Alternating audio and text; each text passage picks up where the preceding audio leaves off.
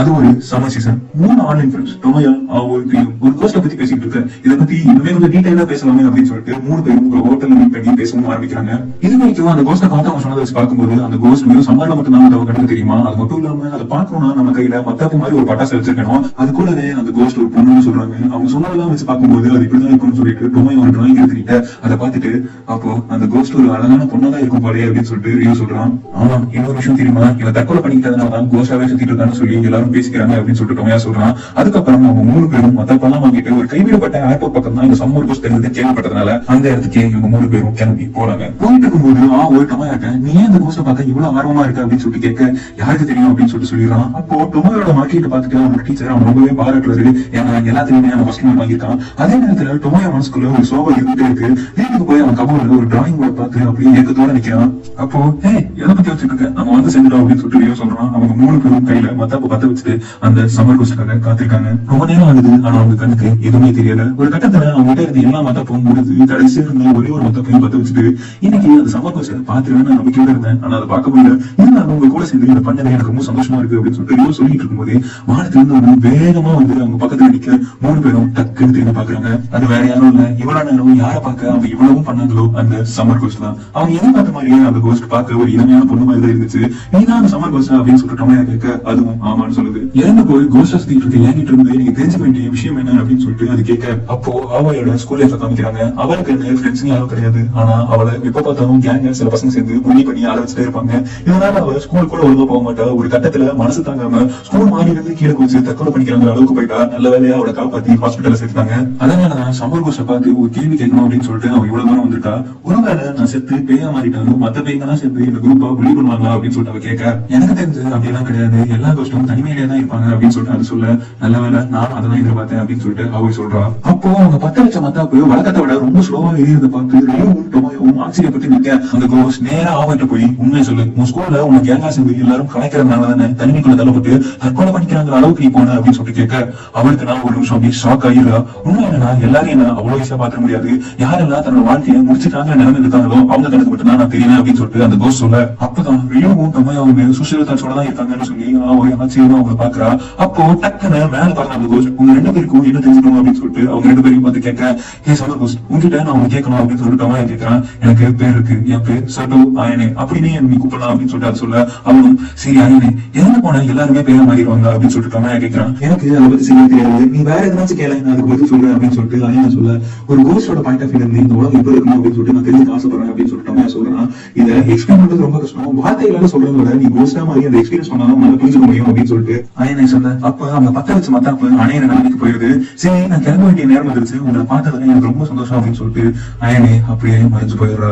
இன்னும் மட்டும் கடைசி வரைக்கும் அவங்ககிட்ட எதுவுமே கேட்காம அமைதியாவே நின்றுறான். அடுத்த நாள் ஹாஸ்பிட்டல்ல டாக்டர் மீட் பண்ண உங்ககிட்ட ஏற்கனவே சொன்ன மாதிரி உனக்கு இருக்க கேன்சர் நாளாக மோசமாயிட்டு தான் போயிட்டு இருக்கு, இன்னும் 3 மாசத்துல நீ இறந்து போயிடும் அப்படின்னு சொல்லிட்டு அவர் சொல்ல இன்னும் கொஞ்ச நாள்ல தன்னோட வாழ்க்கையே முடிய போதுங்கிற சோகத்துல இருந்ததுனால அந்த சம்மர் கோஸ்டவே பார்க்கணும்னு நினைச்சிருக்கான். அதே இன்னொரு பக்கம் டொமையாக்கு ஒரு மிகப்பெரிய டிராயிங் ஆர்டிஸ்ட் ஆகணும்னு ஆசை. ஆனா அவன் அம்மாக்கு இவனை படிப்புல பெரிய ஆகணும் அப்படின்னு சொல்லிட்டு ஆசை. அதனாலேயே நல்லா படிக்கணும்னு சொல்லி இவனை எப்பவுமே ப்ரெஷர் போட்டுட்டே இருப்பாங்க. பிடிச்ச டிராயிங்ஸையும் பண்ண முடியாம அவன் அம்மாக்காக அது விடவும் முடியாம நான் எதுக்குதான் உருவாகணும், எனக்கு பிடிச்ச விஷயத்து கூட பண்ணலன்னா நான் ஏன் இருக்கணும் அப்படின்னு சொல்லிட்டு கவலைப்பட்டுட்டே இருக்கான். டொமையா இவங்க 2 பேருக்குமே அவங்க லைஃப்ல ஒரு மிகப்பெரிய ப்ராப்ளம் இருக்கு, அதை ஃபேஸ் பண்ண முடியாம தான் தற்கொலை பண்ணிக்கிறாங்க ஸ்டேஜ்க்கு போய் ஒரு கோஸ்டா இருக்கிறது எப்படி இருக்கணும் அப்படின்னு சொல்லிட்டு தெரிஞ்சுக்க ஆசைப்பட்டாங்க. அதை ரியோக்கு இன்னும் கொஞ்ச நாள்ல நம்ம வாழ்க்கை முடிஞ்சிடும், அதுக்கப்புறம் நம்ம கோஸ்டா மாறுவோமா இல்லையா, உண்மையுமே கோஸ்ட் ஒன்று இருக்கா இல்லையான்னு சொல்லி தான் அந்த சம்மர் கோஸ்ட பார்க்கணும்னு நினைச்சான். அவங்க 3 பேரும் சம்மர் கோஸ்ட பார்த்ததுக்கு அப்புறமும் கூட டச்லயே தான் இருக்காங்க. அப்பப்போ ஒருத்தருக்கு மெசேஜ் பண்ணிப்பாங்க. ஒரு நாள் போன் கால்ல என்னால இன்னுமே சம்மர் கோஸ்ட பார்த்ததை நம்பவே முடியல அப்படின்னு சொல்லிட்டு சொல்ல எங்களாலையும் இல்லை அப்படின்னு சொல்லிட்டு சொல்றாங்க. பேசிட்டே இருக்கும்போது நான் வீட்டுக்கு வந்துட்டேன் அப்புறம் பேசுறேன்னு சொல்லி காலை கட் பண்ணிடுறான் டொமையா. ஆனா அவன் வீட்டுல இல்ல அந்த சம்மர் கோஸ்ட பார்த்து எடுத்து நிக்கிறான். அன்னைக்கு மாதிரியே அவன் கையில இருந்த மத்தாப்ப பத்த வைக்க ஐயனாவும் பண்ணுவாளா மறுபடியும் என்ன பார்க்க வந்திருக்கு, அன்னைக்கு கேட்டு போனது பத்தல போல, சரி உனக்கு என்ன வேணும்னு சொல்லு நான் சொல்றேன் அப்படின்னு சொல்லிட்டு அவ கேட்க டொமையாவும் அவனோட ப்ராப்ளம் சொல்லி எனக்கு வாழவே பிடிக்கல, நான் ஏன் இன்னும் உயிரோட இருக்கேன் எனக்கே தெரியலன்னு சொல்லி அவகிட்ட புலம்ப ஆரம்பிச்சிடறான். உண்மையை சொன்னா நீ இருக்கிறது ரொம்ப ரொம்ப மோசமான நிலைமை, உன் மனசளவுல நீ ஏற்கனவே இறந்து போயிட்டேன், இது வரைக்கும் எப்படியாச்சும் வெளியே வந்து நான் உனக்கு என்னதான் பண்ண போறேன் அப்படின்னு சொல்லிட்டு அக்கா நான் கேட்க தெரியல நான் என்ன பண்ண போறேன்னு எனக்கு புரியல, ஒருவேளை கோஸ்ட் ஆயிட்டா என்னோட பிரச்சனைகள் எல்லாம் தீர்ந்துருமா அப்படின்னு சொல்லிட்டு யோசிச்சுட்டு இருக்கேன் அப்படின்னு அவன் சொல்றான். சரிவா ஒரு கோஸ்டா இருக்கிறது எப்படி இருக்கும்னு உங்களுக்கு காட்டுறேன்னு சொல்லி ஆயமே டொமையாவோட கையை பிடிச்சி இருக்க அப்படியே அவனோட சோறு மட்டும் அவனோட உடம்பு விட்டு தனியா வெளியே வந்துருது. என் கையை கெட்டியா பிடிச்சுக்கணும்னு சொல்லிட்டு ஆயமே மேல பறக்க ஆரம்பிக்கிறான். அவன் கூட சேர்ந்து டொமையாவும் பறக்கிறான். தப்புன்னு அவன் கையை விட வானத்துல இருந்து நேரா தரையை நோக்கி டொமையா வேறு போறான். அப்படியே தலைக்குள்ள போயிடறான். அவனை சுத்தி தண்ணியா இருக்கு. அப்படியே ஆச்சரியத்தோட அதை பாத்துக்கிட்டு இருக்க ஆயனை அங்க வந்து சாரி விழுகும்போது உன் ஃபேஸ் ரியாக்ஷன் எப்படி இருக்குன்னு பாக்கணும்னு நினைச்சேன், அதை உன்னை விட்டுட்டேன் அப்படின்னு சொல்லிட்டு சிரிச்சுட்டே சொல்றா. சரிவா, உனக்கு பறக்க கத்து கொடுக்குறேன்னு சொல்லி முதல்ல உன் கண்ணை மூடி உன் மனசோட ஆழமான ஒரு ஆசையை தேடு. அதுக்கு தகுந்த மாதிரியே உன் சவுரம் வந்து ஆரம்பிக்கும். நல்லா யோசிச்சு சொல்லு, உனக்கு இப்ப எங்க போகணும் அப்படின்னு சொல்லிட்டு அயனை கேட்க 2 பேரும் ஒரு பெயிண்டிங் மியூசியம்க்கு போய் நிக்காங்க. அப்போ உனக்கு பெயிண்டிங்ஸ் ரொம்ப பிடிக்குமா அப்படின்னு சொல்லிட்டு அயனை கேட்க, ஆமா, ஆனா இப்ப நான் வரையறதே நினைச்சிட்டேன். ஏன்னா அதை விட முக்கியமான விஷயங்கள் என் வாழ்க்கையில நிறைய வந்துருச்சுன்னு டொமையா சொல்றான்.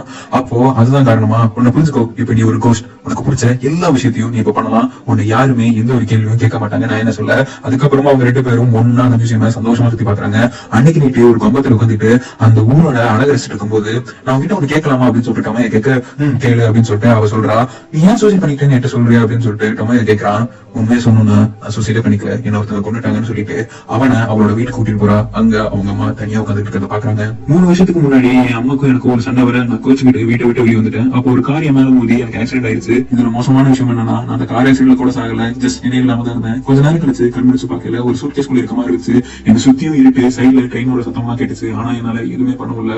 அப்படியே அங்க கொஞ்ச நேரத்துல முடிச்சு எனக்கு இறந்து போயிட்டேன். அப்பதான் புரிஞ்சது, அந்த கார் டிரைவர் தான் செஞ்ச தப்ப மறைக்கிறதுக்காக என்ன சூட்கேஸ்ல போட்டு மண்ணுக்கடியில போச்சு வச்சுட்டாங்க. என் அம்மாவும் நான் உயிரோட இருக்கனா இல்லையான்னு கூட தெரியாம ஒரு நாள் நான் அவங்க கிட்ட திரும்பி வந்து சேர்ந்துருவேன்னு சொல்லிட்டு எனக்காக காத்துக்கிட்டு இருக்காங்க. இதை நினைக்கும் போதுதான் எனக்கு இன்னும் கஷ்டமா இருக்கு அப்படின்னு சொல்லிட்டு அயனை சொல்ல. உன்னால என்ன போச்சு வச்சான்னு உனக்கு தெரியுமா அப்படின்னு சொல்லிட்டு டொமையா கேட்க, இல்ல எனக்கு தெரியாது, நானும் எவ்வளவு இடத்துல தேடி பார்த்தேன், ஆனா அது கிடைக்கவே இல்லை. ஆனா டொமையா, நீ எனக்கு ஹெல்ப் பண்ணா என்னோட உடம்ப சீக்கிரமா கண்டுபிடிச்சிடலாம், கூடவே நான் இறந்துட்டேங்கிற விஷயத்தையும் உன் மூலியமா என் அம்மாக்கு நான் சொல்லிட முடியும் அப்படின்னு சொல்லிட்டு அவ சொல்ல. அதை கேட்டுட்டு அவன் அப்படியே அமைதியா நின்றுறான். ஓ சாரி, உனக்கு ஹெல்ப் பண்ணலாம்னு நினைச்சேன், ஆனா உங்ககிட்ட இப்ப ஹெல்ப் கேட்கிற பாரு, நான் சொல்றதுலாம் பெருசா எடுத்துக்காத, மறந்துடு அப்படின்னு சொல்லிட்டு அயனை அங்கிருந்து மறந்து போயிடுறா. அவனும் அவனோட உடம்புக்கே திரும்பி வந்துடுறான்.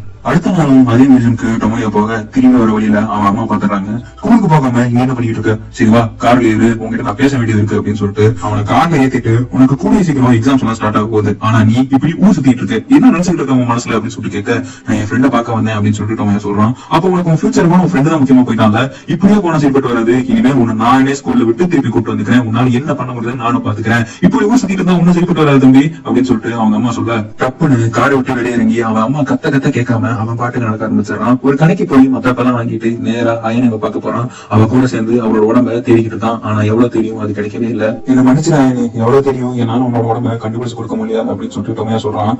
அதெல்லாம் பரவாயில்ல, எனக்கு நீ ஹெல்ப் பண்ணது ரொம்ப சந்தோஷமா இருக்குன்னு அவ சொல்ல. இன்னும் கொஞ்சம் நாள்ல எனக்கு ஒரு என்ட்ரன்ஸ் எக்ஸாம் வரப்போகுது, அதை எழுதி ஒரு காலேஜ்ல செலக்ட் ஆயிட்டேன்னா என்னால ஒன்னு அதுக்கப்புறம் பார்க்கவே முடியாது அப்படின்னு சொல்லிட்டு டொமையா சொல்றான். அப்படியா, அப்ப நம்ம தேர்றதை இதோட நம்ம பாட்டிக்கலாம், என்னை பொறுத்த வரைக்கும் நீ எனக்கு ஹெல்ப் பண்றத விட உன்னோட லைஃப்ல நீ பாக்கணும், உன்னை நான் எந்த ஒரு விதத்திலும் டிஸ்டர்ப் பண்ணக்கூடாது அப்படின்னு சொல்லிட்டு ஆசைப்படுறேன் அப்படின்னு சொல்லிட்டு அவ சொல்றா. கூடவே சம்மர் சீசன் முடிய போறதுனால இதுக்கப்புறம் நானே நினைச்சா உன்னை பார்க்க முடியாது அப்படின்னு சொல்லிட்டு அயனை சொல்ல. ஆனா டொமையாக்கு மனசே கேட்கல. சரி நாளைக்கு உன்னை இன்னொரு தடவை பார்க்க போறேன் அப்படின்னு சொல்லிட்டு அவன் அங்கிருந்து கிளம்பி போயிடுறான். அடுத்த நாள் அங்க போறதுக்கு முன்னாடி ஆவையும் ரியோவையும் ஒரு ஹோட்டலுக்கு வர சொல்லி அயனோட உடம்ப கண்டுபிடிக்க ஹெல்ப் பண்ணுவீங்களா அப்படின்னு சொல்லிட்டு டொமையா கேட்க, அப்பவே நினைச்சேன் இந்த மாதிரி ஒரு விஷயமா தான் இருக்கும். உண்மையை சொல்லி நீ திரும்பவும் அடிக்கடி அங்க போய் அந்த சம்மர் கோஸ்ட் அயனாவே பாத்துட்டு இருக்கேன்னு, உனக்கு என்ன அவன் மேல காதல் கீதன்னு பண்ணுவேன், நான் ஏன் பண்ணுவேன் அப்படின்னு சொல்லிட்டு ரியூ கேட்க, அப்படி எல்லாம் ஒண்ணும் இல்ல அப்படின்னு சொல்லிட்டு டொமையா சொல்றான். என்னவோ எனக்கு இந்த ஹெல்ப் பண்ற விஷயத்தான் இஷ்டமே கிடையாது, அது மட்டும் இல்லாம தன்னை தானே சூசைட் பண்ணிக்கிட்ட நான் இதுல ஹெல்ப் பண்ணும் அப்படின்னு சொல்லிட்டு ரியூ சொல்றான். இல்ல அவன் ஒன்னும் சூசைட் பண்ணி சாகல, அவள் ஒருத்தன் சாகடிச்சான், அதனாலதான் அவள் கோஸ்டா சுத்திட்டு இருக்கா, பிளீஸ் எனக்காக இந்த ஹெல்ப் மட்டும் பண்ணுங்க, இதை பண்ணலன்னா கடைசி வரைக்கும் என் மனசு உறுத்திட்டே இருக்கும் அப்படின்னு சொல்லிட்டு டொமையா கேட்க, எனக்கு இது இஷ்டமே கிடையாது, உங்களுக்கு எதிர்காலம் அப்படின்னு ஒரு விஷயம் இருக்கு, எனக்கு அது கூட கிடையாது அப்படின்னு சொல்லிட்டு அங்கிருந்து கோவமா எந்திரிச்சு ஓடி போயிடுறான். அப்ப ஆவையும் ரியூ டெல்லி அப்படின்னு சொல்லிட்டு கத்திட்டு அவனை தேடி பின்னாடி போக டொமையாவும் வேற வழி இல்லாம தனியா சில மத்தாப்பெல்லாம் வாங்கிட்டு அயனாவை பார்க்க போறான். பட்டாசை பத்த வச்ச உடனே அயனா இங்க வர, என்னாச்சு டொமையா ஒரு மாதிரி இருக்கு அப்படின்னு சொல்லிட்டு கேட்க, அதெல்லாம் ஒண்ணுல வா உன்னோட உடம்பு போய் தரலாம்னு சொல்லிட்டு 2 பேரும் மறுபடியும் தேட ஆரம்பிக்கிறாங்க.